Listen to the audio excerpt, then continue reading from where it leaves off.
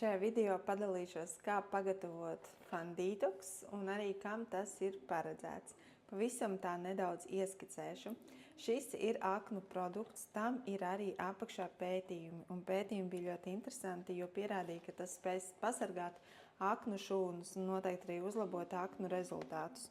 Tātad cilvēks, kurš lietoja alkoholu un lietoja Fanditox, viņam bija uzlabojumi aknu rādītājos, taču cilvēks, kurš nelietoja šo produktu un nelietoja alkoholu, viņam nebija nekādas izmaiņas aknu rādītājos.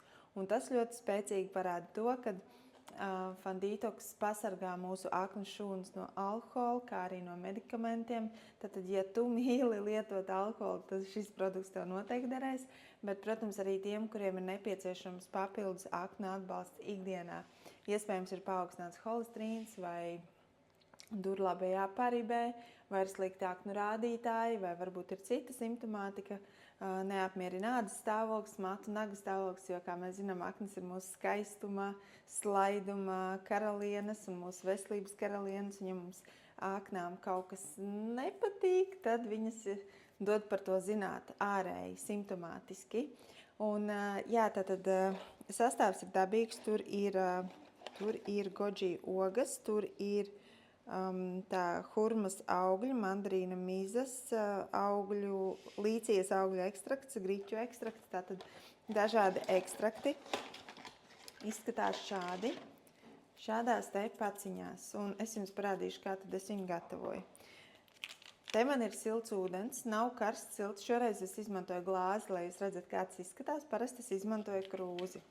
Tad es attaisu augšiņu. Iebaru šo saturu iekšā, samaisu un viss, dzēriens ir gatavs. Ja tev šis dzēriens negaršo, tad tev ir noteikti jāpievērš uzmanību savam aknu stāvoklim, jo, ja mums negaršo aknu produkti, tas par kaut ko liecina.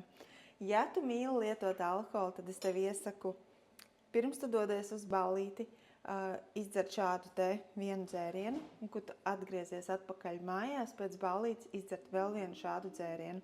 Un, ja no rīta jūties slikti, atkal izdzert Fanditox tēju. Un tas palīdzēs tev daudz ātrāk justies labāk.